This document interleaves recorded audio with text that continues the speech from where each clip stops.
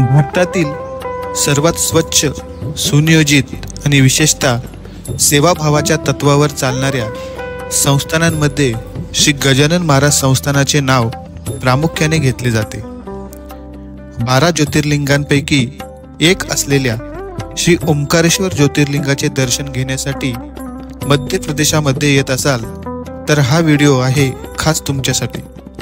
नमस्कार, मी राजेश घुडे आपल्या यूट्यूब चॅनलवर तुम्हा सर्वांचे पुन्हा एकदा मनापासून स्वागत आहे। आजच्या व्हिडिओमध्ये तुम्हाला ओंकारेश्वर येथील श्री गजानन महाराज भक्त निवासाची संपूर्ण माहिती मिळणार आहे, तेव्हा व्हिडिओ स्किप न करता शेवटपर्यंत पहा। 12 ज्योतिर्लिंग सिरीजमधील मध्य प्रदेशातील उज्जैन येथील महाकालेचे दर्शन घेतल्यानंतर आम्ही पोहोचलो ओंकारेश्वर येथे। तत्पूर्वी या दोन्ही ज्योतिर्लिंगाची सविस्तर माहिती तुम्हाला हवी असेल तर आपल्या यूट्यूब चॅनलवर या संपूर्ण व्हिडिओ आहेत, तुम्ही जाऊन पाहू शकता। ओंकारेश्वर ज्योतिर्लिंगाचे दर्शन घेण्यापूर्वी ममलेश्वर मंदिराचे दर्शन घेण्याची प्रथा आहे। या ममलेश्वर मंदिराच्या फक्त 5 मिनिटांच्या अंतरावर श्री गजानन महाराज भक्तनिवास आहे।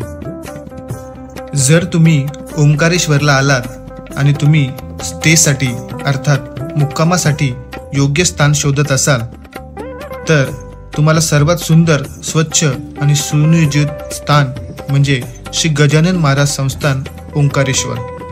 मग मी तुम्हाला या भक्त निवासाची संपूर्ण माहिती देण्याचा प्रयत्न करत आहे। यामध्ये तुम्हाला राहण्याची, चहापान, नाश्ता आणि प्रसाद अर्थात भोजनासंबंधीची सर्व माहिती देत आहोत, जी तुमच्यासाठी तुम्ही येथे आलात तर खूप उपयुक्त ठरेल।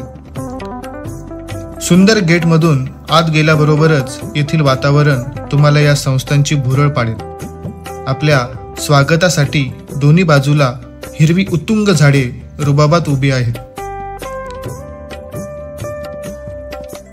आतमध्ये प्रवेश केल्यानंतर तुम्हाला येथील वातावरणाची खूप प्रसन्नता दिसेल।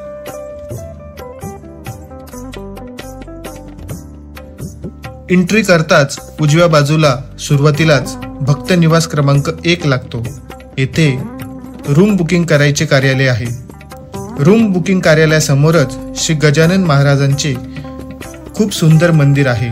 शेगाव व्यतिरिक्त महाराष्ट्रातील त्र्यंबकेश्वर, पंढरपूर, देहू, आळंदी या देवस्थानांजवळ व मध्य प्रदेशातील ओंकारेश्वर येथे श्री गजानन महाराज संस्थानाचे भक्तनिवास आहे आणि सर्व भक्त निवासांच्या आवारात एकसारखे संगमरवरी बांधकामाचे रेखीव नक्षीकाम केलेले गजानन महाराजांचे सुंदर मंदिर आहे।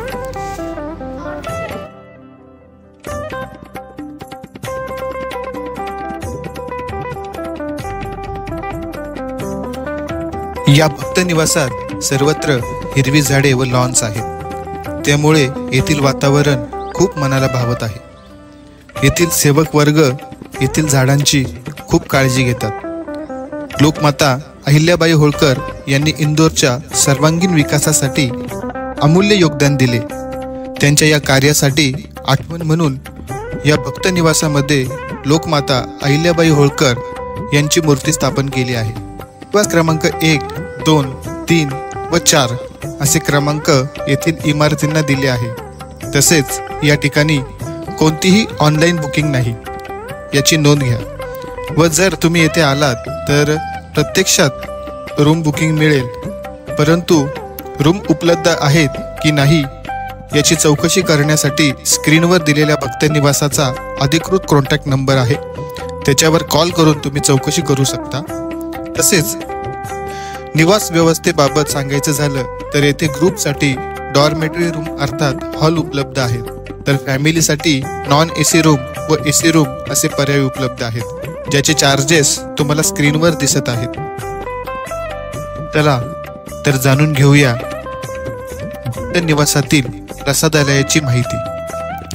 तर आम्ही तुम्हाला या भक्त निवासातील प्रसादालयाची माहिती दाखवत आहोत। येथे दररोज सकाळी 6 ते 9 वाजेपर्यंत नाश्ता व दुपारी 11 ते 1:30 दरम्यान जेवण असते आणि सायंकाळी पुन्हा एकदा 7 ते 9:30 वाजेपर्यंत या ठिकाणी जेवणाची व्यवस्था असते। तर आम्ही सकाळी नाश्त्यासाठी पोहे आणि उपमा घेतला। तुम्ही पाहू शकता क्वांटिटी खूप जास्त आहे, कदाचित तुम्हाला एकट्याला हे संपणारही नाही।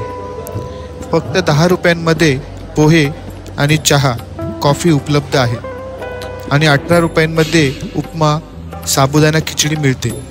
अप्रतिम चव आहे या पदार्थांची आणि चहा देखील खूप छान आहे।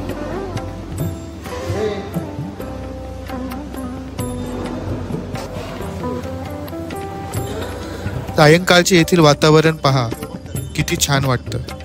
वयस्कर माणसांपासून ते लहान मुलांपर्यंत सर्वांसाठी हे वातावरण खूपच छान वाटेल। अगदी वातावरणाचा विचार केला तर शांत आणि तितकंच नीटनेटकं आहे।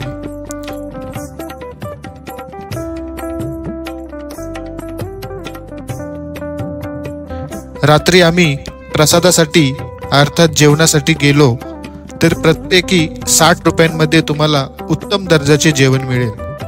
यामध्ये तुम्हाला चपाती, वरण, भात, 2 भाज्या, सॅलेड, लोणचे आणि गुळापासून बनवलेला छान शिरा मिळेल।